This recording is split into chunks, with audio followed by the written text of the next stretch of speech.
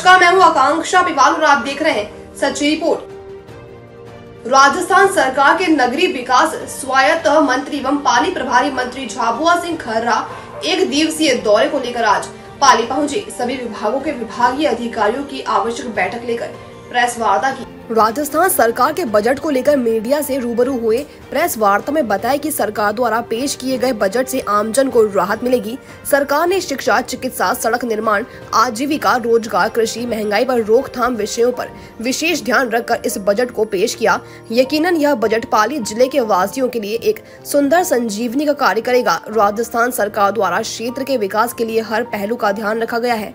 समाज के सबसे नीचे वर्ग का भी इस बजट में ध्यान रखा गया है। भाजपा सरकार प्रदेश के मुख्यमंत्री भजन लाल शर्मा द्वारा दिए गए बजट के बारे में अपनी प्रतिक्रिया देते हुए बजट की जनहितकारी योजनाओं को तुरंत प्रभाव से लागू करने एवं उनकी प्रगति रिपोर्ट के बारे में भी जानकारी दी। मीडिया को जानकारी देते हुए उन्होंने बताया कि शासन प्रशासन शीघ्र पक्ष में बजट में किए गए वादे एवं योजनाओं को शीघ्र ही लागू करेगी। राज्य सरकार की जनहितकारी एवं प्रगतिशील योजनाओं कार्यों पर बारीकी से नजर रखी जाएगी, जिससे कि आमजन को एवं जिले वासियों को इसका फायदा मिल सके।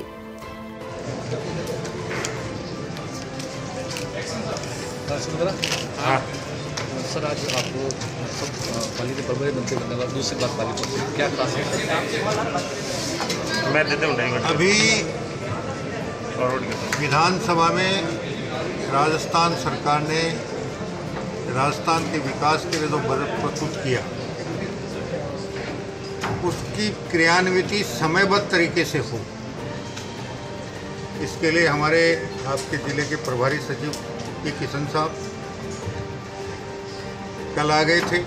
कल अधिकारियों के साथ बैठ के इन्होंने एक एक मुद्दे पर चर्चा परिचर्चा की और आज मेरे द्वारा उसकी समीक्षा की। माननीय प्रधानमंत्री जी की जो सोच है, उसी सोच के मुताबिक माननीय मुख्यमंत्री जी की सोच है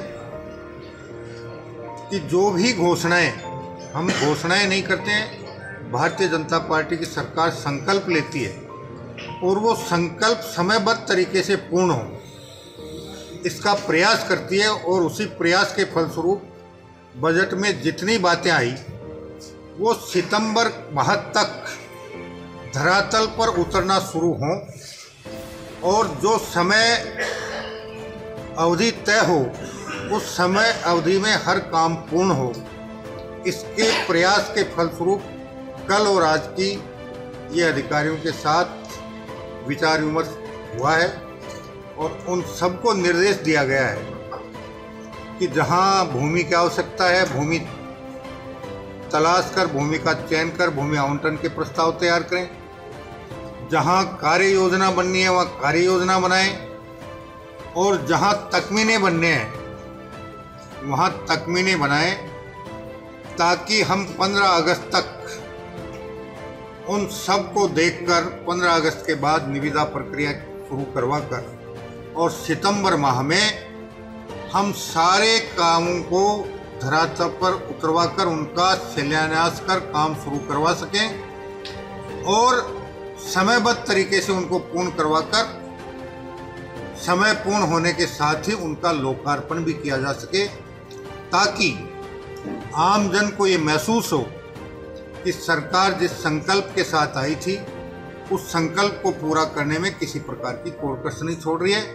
और आमजन और हमारे जितने भी सरकारी कर्मचारी अधिकारी हैं वो भी मानसिक रूप से इस बात के लिए तैयार हो जाएं कि अब आने वाले समय में हमें पूर्ण मेहनत के साथ समयबद्ध तरीके से हर काम को पूर्ण करना पड़ेगा। मंत्री जी, पाली का आप जिसको पट्टा मिला है 5 आदमी से पूछ लें तो आपकी तो ऐसे सारी स्थितियां सामने आ जाएंगी।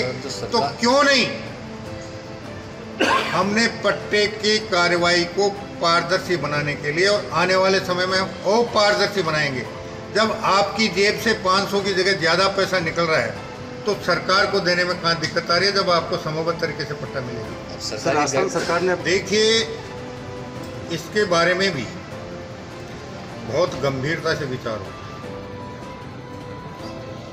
और जहाँ तक मैं समझता हूँ कि जिस दौर में हम स्कूली शिक्षा लेके, कॉलेज शिक्षा लेके यूनिवर्सिटी में आए थे, और आज का विश्वविद्यालयों का हालात देखते हैं तो शैक्षणिक स्तर में जो गिरावट आई है उसके सुधार के प्रति भारत सरकार भी गंभीर है और हमारी राजस्थान सरकार भी गंभीरता से विचार कर रही है। और हम विस्तार के बजाय सुदृढ़ीकरण पर हमारी सरकार का ज्यादा जोर है कि कोई भी सेवा का हम विस्तार तभी करें जब पहले से दे रही सेवाओं का हम सुदृढ़ीकरण कर लें। और इसीलिए हमने एक बार सारी जो विस्तार की योजनाएं थी हम सुदृढ़ीकरण की ओर ज़्यादा ध्यान दे रहे हैं और जिस दिन हम इस काम में कामयाब हो जाएंगे उस दिन हम आपके मांग पे विचार करेंगे। छात्र संघ चुनाव को लेकर लगातार छात्र संघ चुनाव के बारे में मैं समझता हूँ शायद आप मेरे से ज़्यादा समझते होंगे कि जिस प्रकार के हालात छात्र संघ के चुनाव में बनते हैं, इतनी कमेटियाँ बनी, इतनी रिपोर्टें आई, इतनी आचार संहिता की बातें हुई, लेकिन मुझे ये कहने में कहीं कोई संकोच नहीं है कि उनका 1% भी पालन नहीं होता है, 99% उनके खिलाफ काम होते हैं। तो उसके बारे में विचार चल रहा है कि हम उसमें भी कोई न कोई ऐसी विधि लाएं जिससे बिना अब तक जिस प्रकार का वातावरण छात्र संघ चुनाव में बनता था वैसा वातावरण भविष्य में नहीं बने। मंत्री जी गहलोत राज जातिगत संस्थाएं दो तरह की होती हैं, एक समाज के उत्थान के लिए काम करती है, शिक्षा के क्षेत्र में काम करती है, समाज सुधार के क्षेत्र में काम करती है। तो हमारा विचार ये है कि कई बार जो हुआ हम उसकी समीक्षा तो कर रहे हैं, लेकिन उसमें जो कमी खामी थी उसको दूर भी करेंगे और किसी ऐसी संस्था को हम कोई रियायत नहीं देंगे जो समाज के हित में, प्रदेश के हित में और राष्ट्र के हित में काम करने वाले। जांच करवाएंगे? जांच चल रही है, आपने पढ़ा होगा शायद आज के कल के अखबार में। सर आप पिछली बार आए जब भी आप तो हमारे पास आपने जो समस्या रखी थी उन्हें जो समाधान बताया गया था वो समाधान हमने कर दिया। अब आप उसमें भी कमी खामी बता रहे हैं तो अब नए सिरे से हम विचार करके कोई न कोई और रास्ता निकालेंगे। मिलते 3 दिन अगर आप 7,000 दिन दोगे तो कैसे घर चलेगा? भाई कई बार बात चली कि नगर परिषद के पास बजट नहीं है, ही थी, हमने पूरा समाधान किया। उन्होंने कहा साहब हमारी 2 योजनाएं नगर नियोजक के यहाँ पेंडिंग पड़ी है, मुख्य नगर नियोजक के। मैंने कहा अगर हम उसको स्वीकृत करा दें तो मेरे को तो मोटा मोटी ये बताएगा था कि लगभग 28 करोड़ रुपए हमको मिल सकता है। तो मैंने कहा अगर इतना मिल सकता है तो हमने बात की, योजनाएं क्लियर करवा दी। अब आप उसमें एक नई बात ला रहे हो कि वो क्रियान्वित नहीं हो पाएंगी। पैसा नहीं मिला। आप जो बता रहे हो कि क्रियान्वित नहीं हो पाएंगी तो अब उसका भी कोई समाधान हम खोजेंगे निश्चित रूप से, इस समस्या का समाधान करने का प्रयास। चलो धन्यवाद। मंत्री जी के कई मंत्रियों के बयान आए, एक समाज विशेष को लेकर भी कई बयान आए। क्या जनसंख्या नियंत्रण को लेकर राजस्थान सरकार को समाज विशेष की बात नहीं है, ये कटु सत्य है कि जब जनसंख्या बढ़ेगी, संसाधन घटेंगे तो समस्याएं उत्पन्न होंगी। और इसलिए अब भारत सरकार के स्तर पे भी ये प्रयास चल रहा है, ये विचार आया है कि अब 2 या 3 से ज़्यादा जिन दंपतियों के जिन परिवारों में संतान होंगी उन्हें किसी भी प्रकार से सरकारी सुविधाओं का लाभ नहीं मिले, इस प्रकार का कानून भी बहुत जल्दी आपको देश में देखने को मिलेगा। खर्रा साहब जो कांग्रेस के विधायक हैं यहाँ से पाली के, लोकतंत्र में ये एक बहुत अच्छी अवधारणा है कि प्रतिपक्ष का एक कर्तव्य बनता है, दायित्व बनता है कि वो सरकार के अच्छे कामों में सहयोग करे, प्रशंसा करे और हमारी कोई कमी खामी हो तो उसकी सकारात्मक आलोचना के साथ अपने सुझाव प्रस्तुत करें। और आपके यहाँ के विधायक जी ने अपने इन दोनों कर्तव्य और दायित्वों का निर्वहन किया है, तो मैं उम्मीद करूंगा कि आप पत्रकारों को भी ये संदेश पत्रकारिता के माध्यम से देना चाहिए कि स्वस्थ लोकतंत्र के लिए प्रतिपक्ष को सरकार के अच्छे कामों में सहयोग करना चाहिए, सराहना करनी चाहिए और कोई कमी खामी हो उसकी सकारात्मक आलोचना करते हुए सकारात्मक सुझाव देंगे। आप तो स्वागत करते हैं जो भी सही बात बोलता है। मैं निवेदन यही कर रहा हूँ कि हम व्यवस्था परिवर्तन के संकल्प के साथ जनता के बीच गए थे और जनता ने हमारे उस बात पे विश्वास करके हमें सत्ता तक पहुंचाया है। तो अब हमारा पहला ध्येय व्यवस्था परिवर्तन का है और उसके लिए हम भरसक प्रयास कर रहे हैं। और इसीलिए मैंने आपको फुंसी से लेकर उसके विकृत रूप तक का उदाहरण इसीलिए दिया है कि अब इस नासूर का इलाज सही तरीके से करने में जो समय लगेगा वो तो लगेगा, लेकिन भविष्य में नासूर नहीं बनेगा। एक पाली की अगर तालाब को अतिक्रमण की भेंट चढ़ा गया, यह नगर परिषद में उसके अंदर 4 पार्टीशन था, आज तक नहीं खुले। पूरा अतिक्रमण करने के बाद आज तक नहीं खुले। नौरिया बांध नहीं खुले।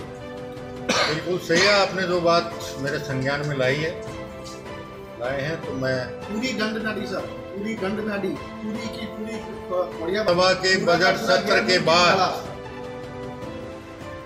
मैं पाली जिले के लिए पूरे 2 या 3 दिन का समय लेकर आऊंगा और आपके यहाँ की जितनी समस्याओं आप मेरे संज्ञान में लाएंगे वहां तक पहुंचकर उसकी वास्तविकता की जानकारी कर उसका सही तरीके से क्या निदान हो सकता है, आप सबसे विचार विमर्श के बाद अधिकारियों से विचार विमर्श करके सरकार के स्तर पर निर्णय करवाने में प्रयास करेंगे। सर, नगर निकाय हमने जब से हम आए हैं हमने सबसे पहला काम यही किया है कि आपका जितना बजट है उससे 110% से ज़्यादा के काम आपने किया। और अब मैंने स्वायत्त शासन विभाग के जो वित्तीय सलाहकार हैं, वित्तीय नियंत्रक हैं, उनको भी ये बात बता दी है कि वो हर 15 दिन में एक नगर पालिका, नगर परिषद, नगर निगम का पर्यवेक्षण करेंगे।